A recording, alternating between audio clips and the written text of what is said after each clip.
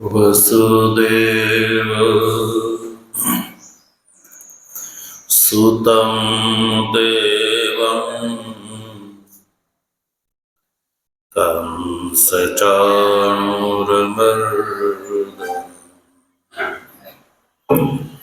देवकी परमानन्दं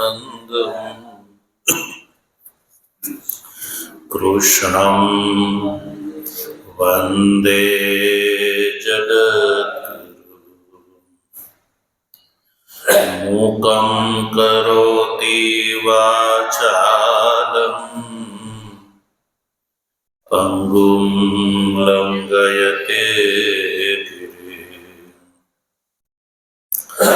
यत्कृपातमहं वन्दे परमानन्दमाधवम् शङ्करं शङ्कराचार्यं केशवं बादरायणं सूत्रभाष्यकृतौ वन्दे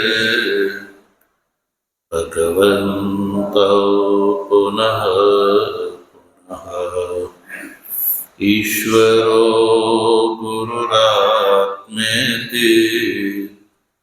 मूर्तिभेदविभागिने व्योमवद्व्याप्तदेहाय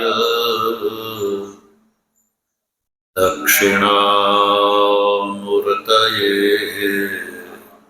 नमः। ओम शांति शांति शांति।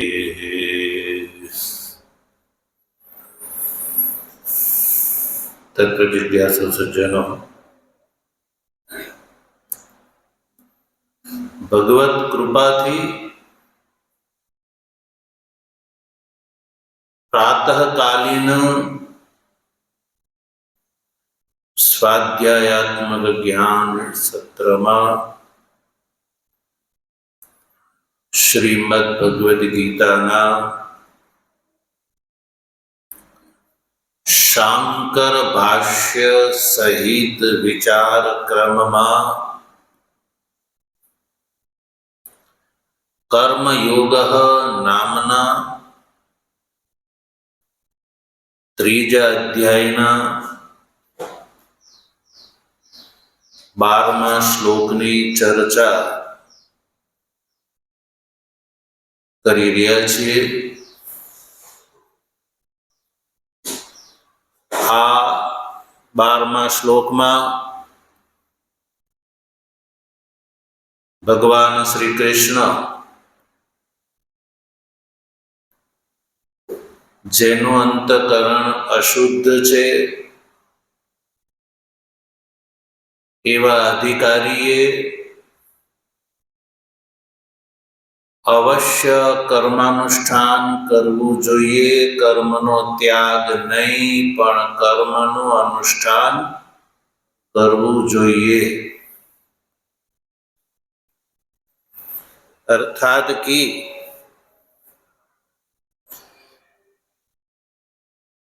કર્મ એટલા માટે કરવા જોઈએ કે એનું કારણ ભગવાન શ્રી કૃષ્ણ આ શ્લોકમાં બતાવી રહ્યા છે કે જે કર્મનો અધિકારી છે એવા ગૃહસ્થીએ અવશ્ય કર્મ કરવા જોઈએ।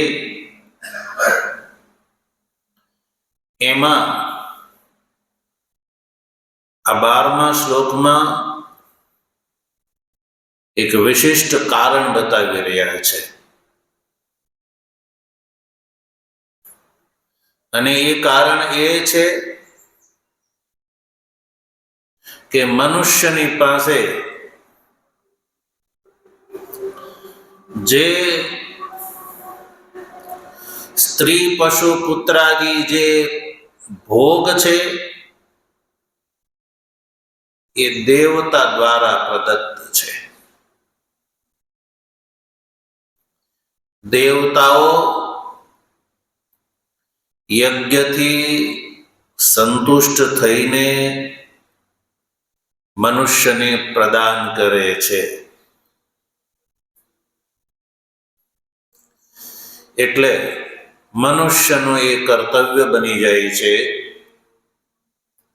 કે દેવતા દ્વારા પ્રદત્ત જે સ્ત્રી પશુ પુત્રાદિ ભોગ છે એ દેવતાઓને પ્રદાન કર્યા વગર જે કેવલ પોતે જ ભોગવે છે તો એ ચોર છે. ચોર સ્તેન એવ, એ ચોર ગણાય છે. શું ગણાય છે?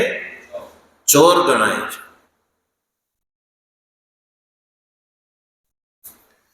એટલે આ ચોરત્વ દોષની નિવૃત્તિ માટે ગ્રહસ્થાશ્રમી એ અવશ્ય કર્મ કરવા જોઈએ, યાગાદિનું અનુષ્ઠાન કરવું જોઈએ. ચોરત્વ દોષની નિવૃત્તિ માટે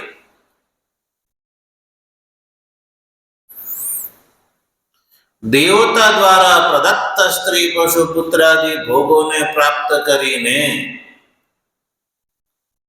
જે દેવતાઓને પ્રદાન ન કરે તો એ દેવતાનો ચોર છે.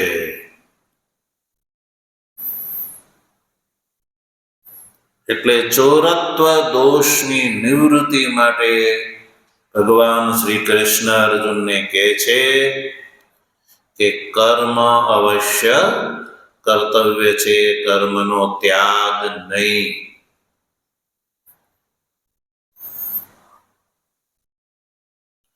તો એક વાત એ બતાવે, શું ચોરત્વ દોષની નિવૃત્તિ આ દોષ કેવલ ગ્રહસ્થીને જ લાગે, અન્ય આશ્રમધારીને ના લાગે?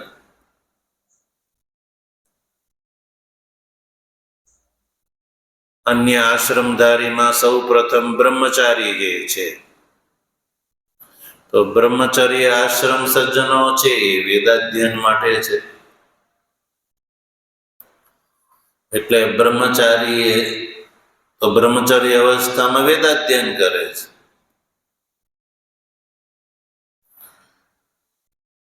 જ્યાં સુધી બ્રહ્મચારી ગ્રહસ્થાશ્રમ નો ગ્રહણ ન કરે ત્યાં સુધી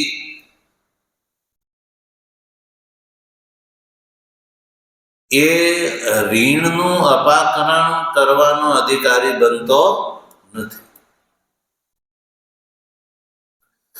ગ્રહસ્થાશ્રમમાં 3 પ્રકારના ઋણ પ્રાપ્ત થાય છે: દેવ ઋણ, ઋષિ ઋણ અને પિતૃ ઋણ. તો બ્રહ્મચારી તો વેદાધ્યયન કરી રહ્યો છે ને આગળ ગ્રહસ્થ આશ્રમ સ્વીકાર કરવાનો છે, એટલે એને તો જ્યારે આગળ અવસ્થા અને સમયથી એ ગ્રહસ્થ આશ્રમમાં પ્રવેશ કરવાનો જ છે, એટલે એને માટે તો કોઈ સવાલ નથી. રહી વાત વાનપ્રસ્થી અને સંન્યાસીની, તો વાનપ્રસ્થી એ છે જે ગ્રહસ્થાશ્રમ ને આવશ્યક રૂપથી પૂર્ણ કરીને જે વાનપ્રસ્થ અવસ્થામાં પહોંચ્યો છે, એટલે એને તો ઋણનું અપાકરણ કરી નાખ્યું છે. કર્માનુષ્ઠાનથી જે ઋણ અપાકરણ છે એ એનું થઈ ગયું છે. વાનપ્રસ્થ અવસ્થામાં તો એ શ્રદ્ધા તપાદીનું અનુષ્ઠાન કરે છે. તો પછી શું સંન્યાસીને ના લાગે અચોરત્વ દોષ? તો સજ્જનો, સંન્યાસી જે છે એ પણ સાધન અવસ્થામાં એ કર્માનુષ્ઠાન કરી ચૂકેલો છે, ચાહે આ જન્મમાં કર્યો હોય યા પૂર્વ જન્મમાં કરેલો હોય. એટલે એની જ્યારે સાધન કર્માનુષ્ઠાન અવસ્થા, કારણ કે કર્મ અને ઉપાસના વગર સજ્જનો ચિત્ત શુદ્ધિ સંભવ નથી. ચિત્ત શુદ્ધિ વગર વિવેક સંભવ નથી. વિવેક વગર વૈરાગ્ય, શબ્દમાદિ, સત્સંપત્તિ અને મુમુક્ષુત્વ પણ નહીં, અને એ વગર સંન્યાસ નહીં, અને એ વગર બ્રહ્મ જ્ઞાન નહીં. તો સંન્યાસી તો સજ્જનો મુક્ત છે. શું છે? મુક્ત છે. એટલે એને કોઈ આ દોષ જે છે એ પ્રાપ્ત થતા નથી સંન્યાસ આશ્રમ અવસ્થામાં.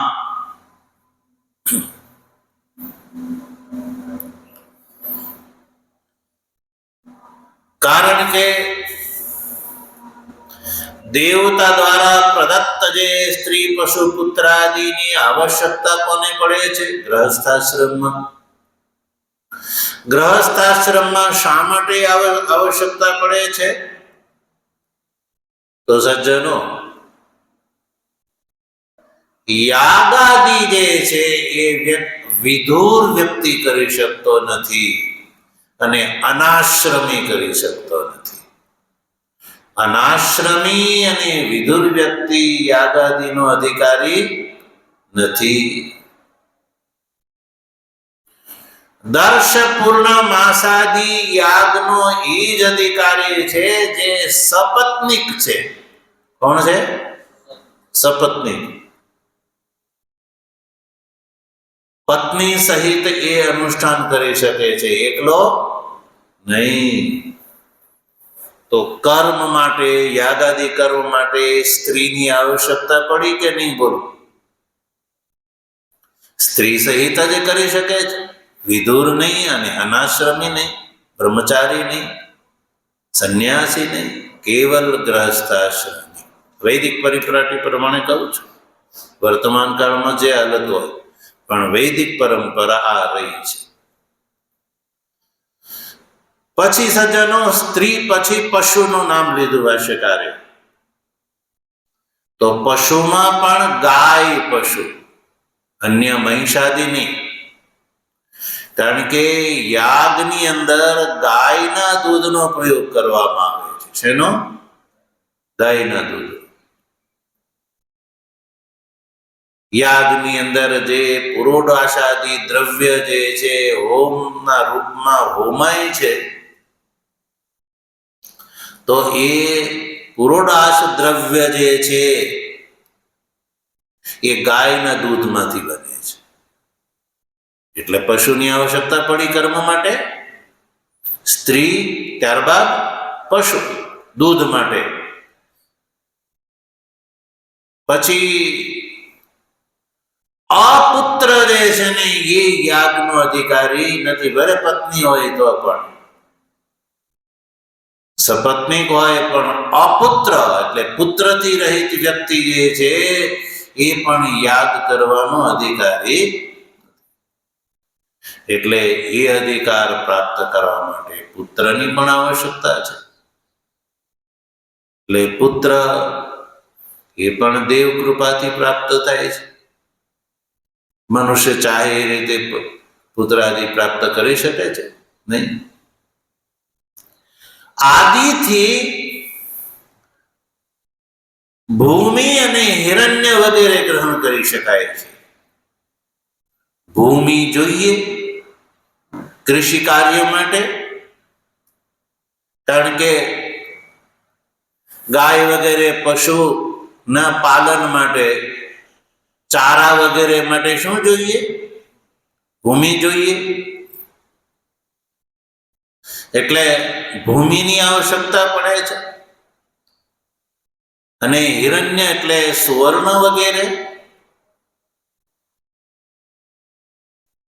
આ બધા પદાર્થો જે છે, જે વગર મનુષ્ય જીવી ન શકે, એ યાવત પદાર્થો સજ્જનો દેવતાની કૃપાથી પ્રાપ્ત થાય છે. તો પછી એ પદાર્થો, પ્રાપ્ત થયેલા પદાર્થો, સ્ત્રી પશુ પુત્રાદિ દેવતાને પ્રદાન કરવા એટલે શું? દેવતાને કેવી રીતે પ્રદાન કરવા? એ કેવી રીતે સંભવ છે સજ્જન? એ પ્રશ્ન ઉભો થાય. દેવ દ્વારા દત્ત જે ભોગ છે, સ્ત્રી પશુ પુત્રાદિ, કથમ દેવેભ્યો દાતુમ શક્યમ? તો ભગવાન ભાષ્યકારે આ વાતને ધ્યાનમાં રાખીને ભાષ્યમાં કહ્યું કે આનૃણ્યમ અકૃત્વા ઇત્યર્થ. તો દેવતાને પ્રદાન કરવા એટલે દેવતાના મંદિરમાં જઈને મૂકી આવવા એવી વાત નહીં હો. દેવતાને પ્રદાન કરવાનો અર્થ છે દેવતાના ઋણથી પૂરીન થવું. અર્થાત કે દેવતાનું જે ઋણ છે એ ઋણનું અપાકરણ કરવું. એનું નામ સ્ત્રી પુરુષ પુત્રાદિ ભોગ દેવતાને પ્રદાન કર્યા કહેવાય. એટલે ભાષ્યકારે સ્પષ્ટ કર્યું અદત્વા. અપ્રદાયનો અર્થ છે અદત્વા. તે દત્તાન એભ્ય અપ્રદાય, દેવતાને દીધા વગર જે યો ભૂંગતે સસ્તેન. તો અપ્રદાય એટલે અદત્વ એટલે દીધા વગર, દેવતાને દીધા વગર. તો દેવતા દ્વારા સ્ત્રી પશુ પુત્રાદિ પ્રાપ્ત થયા. તો ભગવાન શ્રી કૃષ્ણ શું કહે છે કે એ સ્ત્રી પશુ પુત્રાદિ દેવતાઓને પ્રદાન કર્યા વગર, સ્ત્રી પશુ પુત્રાદિ દેવતાઓને પ્રદાન કર્યા વગર જે ભોગવે છે તો એ સ્તેન એટલે ચોર છે. તો દેવતાને અપ્રદાય એટલે અદત્વા એટલે એને કેવી રીતે દેવા?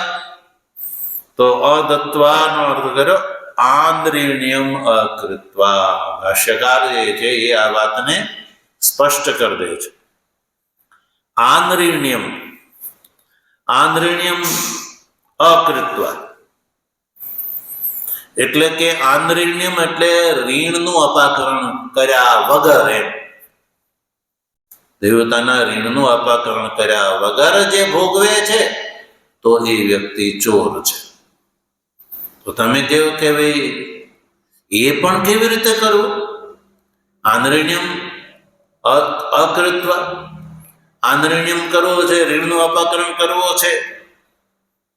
તો ઋણનું અપાકરણ કેવી રીતે? તો એ જ કે સ્ત્રી પશુ પુત્રાદિ પ્રાપ્ત થયેલા એ દ્વારા પાછા યજ્ઞ વગેરેની પ્રક્રિયાનું ચક્કર ચાલુ રાખવું. એમ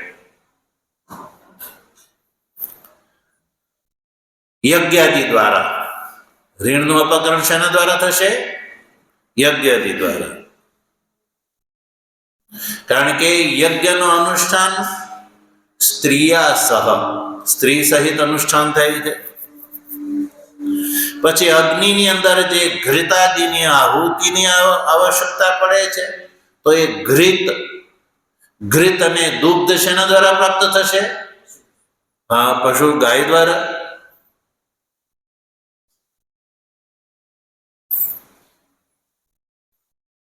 અને જ્યારે પોતે ગ્રહસ્થી યાગાદિ કર્મમાં અશક્ત થઈ જશે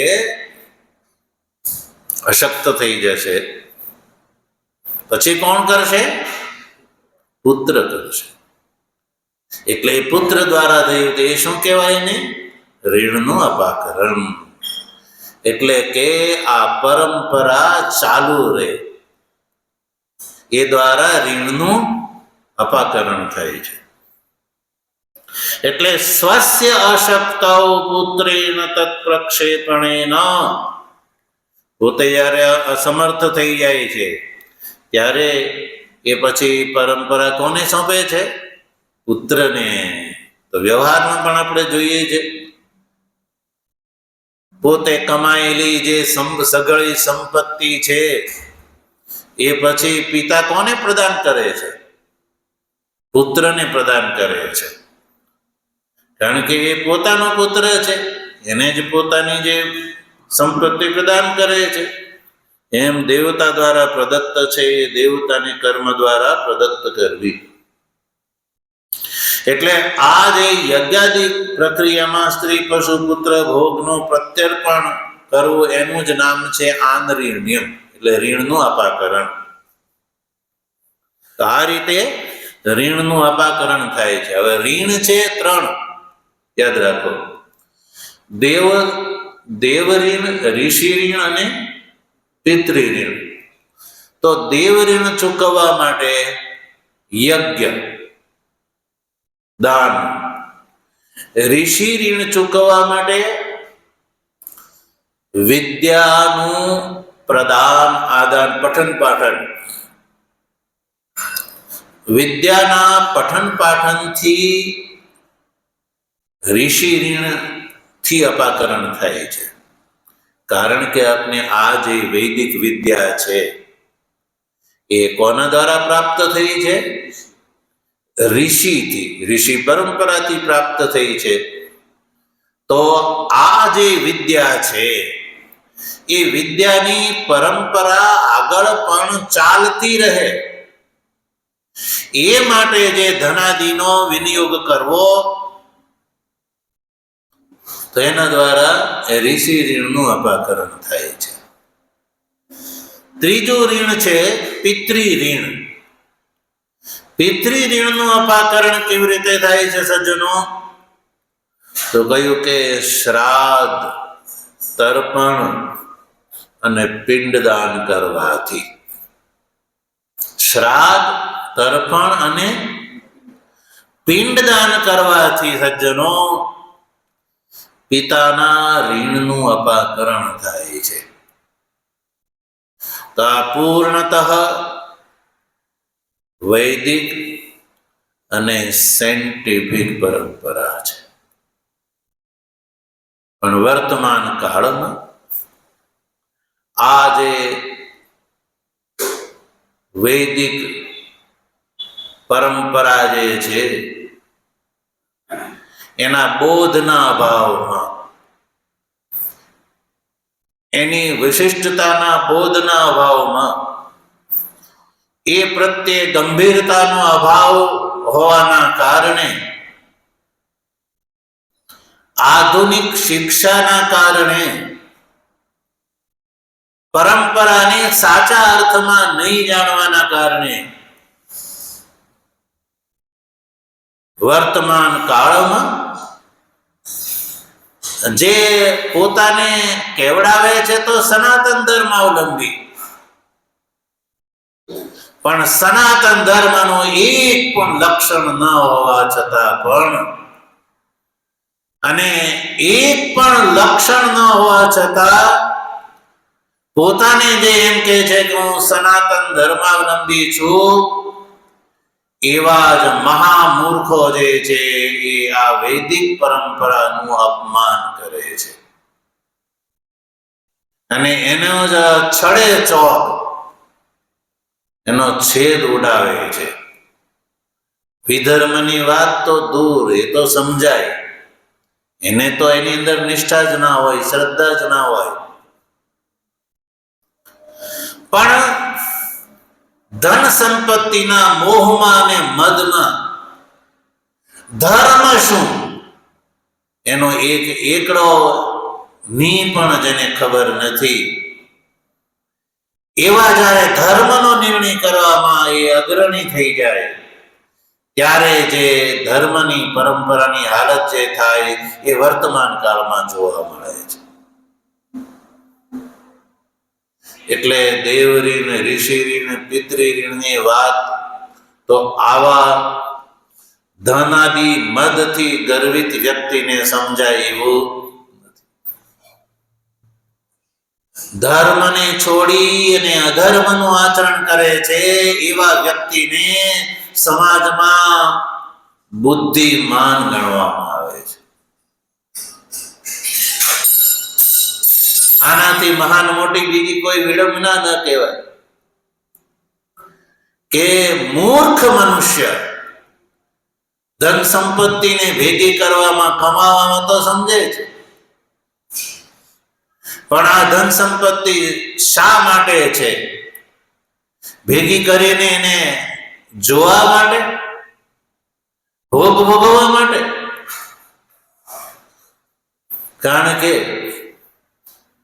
એનું કારણ એકલા મનુષ્ય નથી, ધર્માચાર્ય, તથાકથિત ધર્માચાર્ય, તથાકથિત છળ કપટથી જેને ધર્મનું સ્થાન પ્રાપ્ત કરી લીધું હોય અને ધર્મશાસ્ત્રના વિષયમાં બિલકુલ કોઈ બોધ ન હોય, માત્ર ને માત્ર પોતાના સ્વાર્થ સિદ્ધિ માટે આવા સ્થાનને જે હથિયાવી લે છે અને સમાજને માટે દેવા માટે જેની પાસે કાંઈ નથી, અને એવા જ્યારે ધર્માચાર્યો સમાજમાં સર્વત્ર અત્યારે જે મોટા મોટા સંગઠનો જોવા મળે છે ત્યાં આ જ હાલત છે. એને તમે કોઈ ધર્મ સંબંધી પ્રશ્ન કરો તો એ પ્રશ્ન પૂછવા વાળાની ચારે બાજુ 8-10 ની ટોળી આવી જશે. બાપજી અત્યારે ધ્યાનમાં બેઠા છે. શામાં બેઠા છે? ધ્યાનમાં બેઠા છે. અત્યારે બાપજીને પ્રશ્ન કરાય નહીં. જ્યારે બાપજી સમય આપે ત્યારે જ તમારે પ્રશ્ન કરો અને ઓલાના પ્રશ્નને ઓરી તોરી નાખે. આ બધી ચાલાકી હોય છે. ધર્માચાર્ય ધર્મના પદ ઉપર બેસીને શું લોકોની પૂજા લેવા માટે છે કે લોકો કેવલ પગ ધોવે, પાણી પીવે અને લાંબા લાંબા દંડવત નમસ્કાર કરે એ માટે છે? જો ધર્માચાર્ય જે છે એની પાસે ધર્મ સંબંધી જ્ઞાન ન હોય, ધર્મના વિષયમાં શૂન્ય હોય, કોઈ વ્યક્તિના પ્રશ્નનું સમાધાન કરવાનું જો 1% પણ સામર્થ્ય ન હોય તો એ પોતાના પગ પૂજવાનો કોઈ પણ પ્રકારે એને અધિકાર નથી.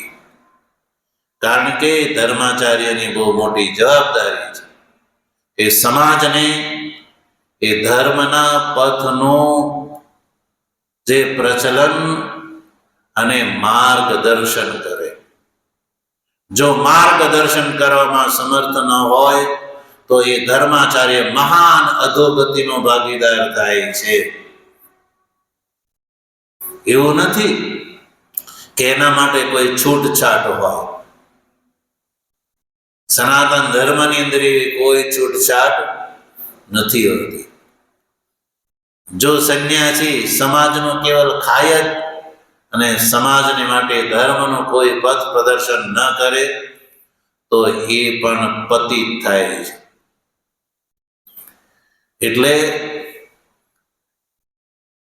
ચાહે લોકો રાજી થાય કે નારાજ થાય, એ વાતને જોયા વગર ધર્માચાર્ય જ્યારે ધર્મના રહસ્યને જાણતો હોય તો એને સમાજને ચાહે એને કડવું લાગે કે મીઠું લાગે, જે પ્રમાણભૂત વાત છે એ વાત કરવી જ જોઈએ.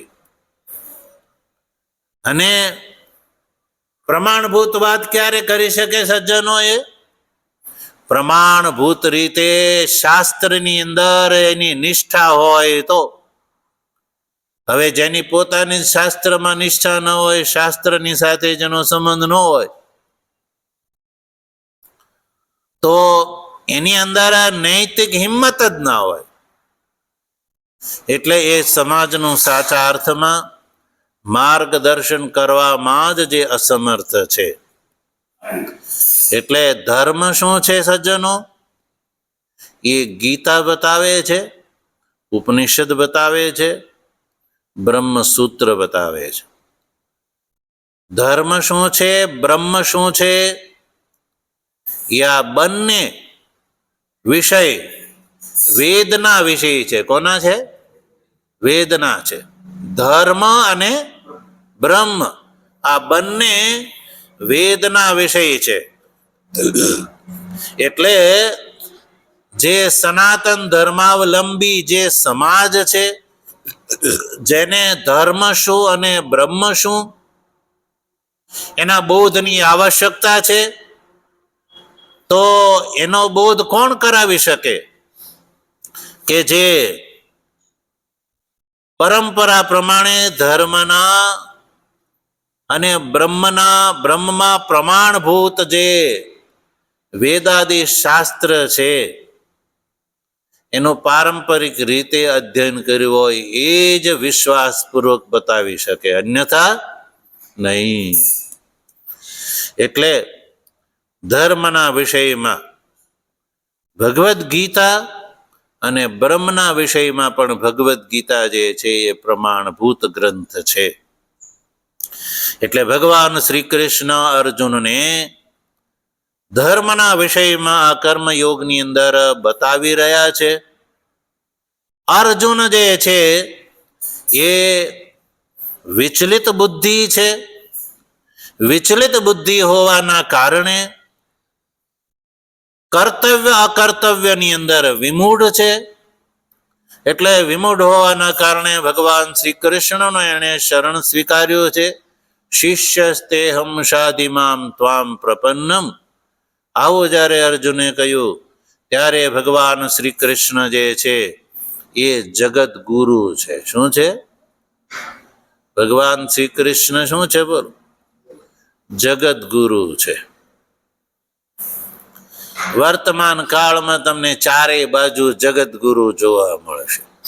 જગત ગુરુ ની ઉપાધિ 1-1 ફૂટ માપી લો એટલું નામની ઉપાધિ આગળ લાગેલી હોય, પણ ગુરુત્વ શું છે, જગત ગુરુ શું છે એનો બોધ હોતો નથી. અને 5-50 ને બોલાવીને પછી આ શું છે તો કે જગત ગુરુ છે.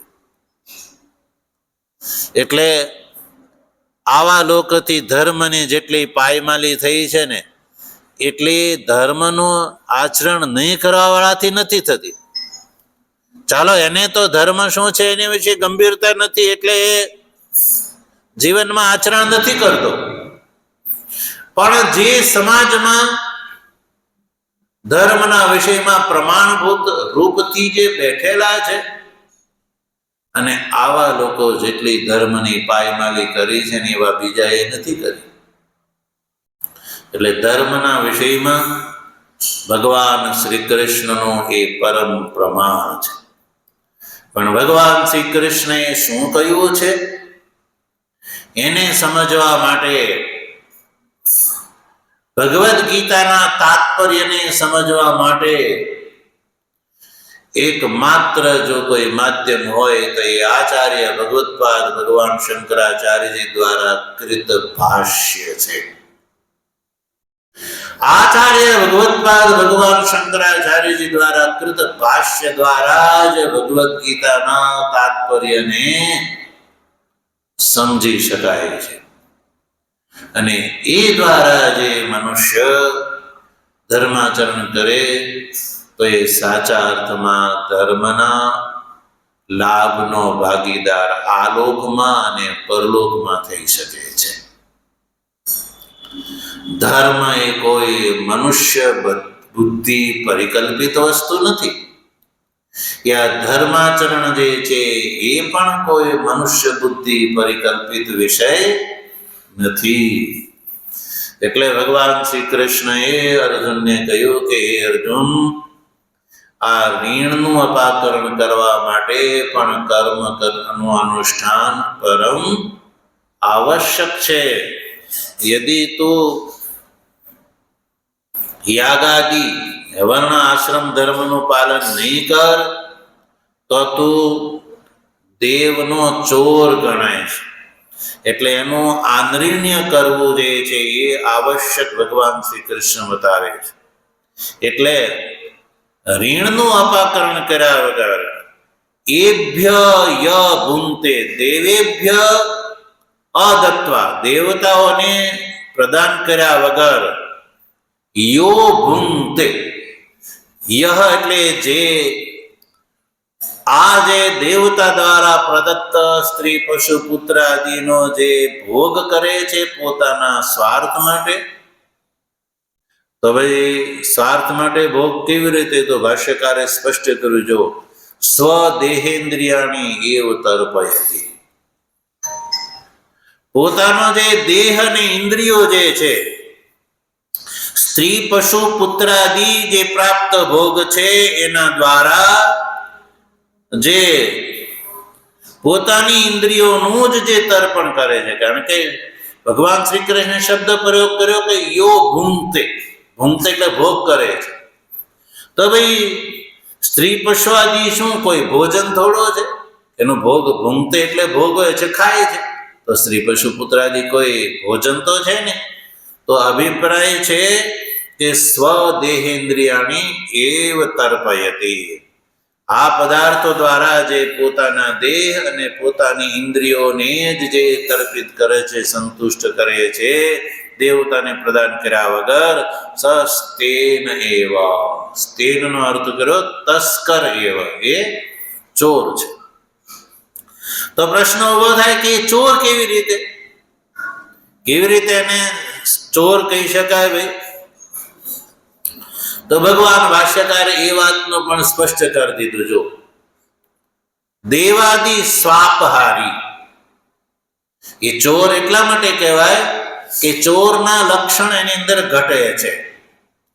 ચોરનું જે લક્ષણ છે એ ઘટી જાય છે. અચ્છા, ચોરનું લક્ષણ, ચોર શું કરે છે? ચોર એ કરે છે કે જે બીજાનો પદાર્થ છે, જે પદાર્થની અંદર બીજાનું સત્વ છે, એ સત્વને સમાપ્ત કરીને ચોર એ પદાર્થ ઉપર પોતાના સત્વને સ્થાપિત કરી દે છે. એટલે એ ચોર છે. જેમ કે તમારે ત્યાંથી કોઈની ત્યાંથી કોઈ વ્યક્તિ ચોરી કરીને પદાર્થ લઈ જાય, તો એ લઈ ગયેલા પદાર્થ ઉપર સત્વ કોનું હતું? જેનું ગ્રહણ કર્યું, જેની ત્યાંથી લઈ ગયા એનું હતું. હવે ચોર એ પદાર્થને લઈ ગયો પોતાના ઘરે, અને પછી એ પદાર્થ ઉપર હવે એ ભોગવશે, એટલે એની પર સત્વ એને ચોરે પોતાનું સ્થાપિત કર્યું કે હવે આ તો મારું છે. તો બીજાના સત્વને દૂર કરીને પોતાના સત્વને સ્થાપિત કરી દેવું, એનું નામ છે ચોર.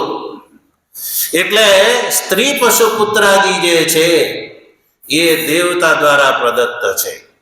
તો દેવતાના માટે યાગાદિ કર્મના માધ્યમથી એને પ્રદાન કર્યા વગર, એટલે કે યાગાદિ કર્મ કર્યા વગર પ્રાપ્ત થયેલા સ્ત્રી પશુ પુત્રાદિ દ્વારા જે પોતાના દેહને જ અને ઇન્દ્રિયોને જ જે દ્વારા સંતુષ્ટ કરે છે, બીજા કોઈને એમાંથી કોઈ ધર્મ કાર્ય નથી કરતો, તો એ ચોર એટલા માટે છે કે દેવાદિ સ્વાપહારી, દેવાદિનું જે સત્વપણું છે એને દૂર કરીને માત્ર પોતાના સત્વને સ્થાપિત કરી દેવું, એટલે એ દેવાદિ સ્વાપહારી, દેવાદિનો જે સ્વાપ, દેવાદિનો જે ભાગ એને પોતાનો કરી દેવો, એનું નામ છે સજ્જનો ચોરપણું છે. એટલે દેવાદિનો સ્વાપનું હરણ કરવા માટે છે.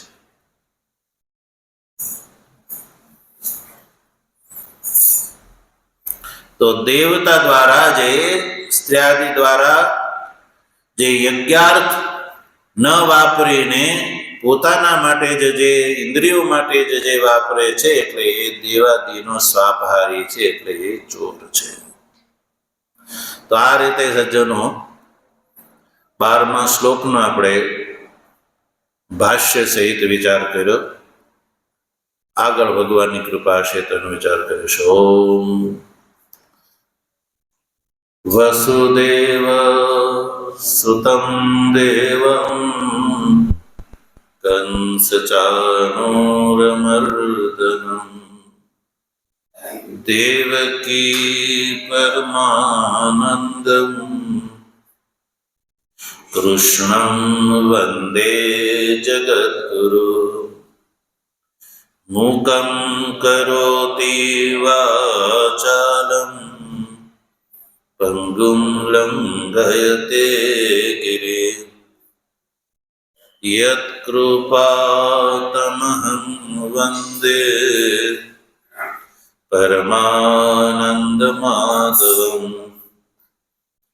शङ्करं शङ्कराचार्यं केशवं बादरायणं सूत्रभाष्यकृतौ वन्दे भगवन्तौ पुनः पुनः ईश्वरो गुरुरात्मेति मूर्तिभेदविभागिने व्योमवद्व्याप्तदेहाय दक्षिणामूर्तये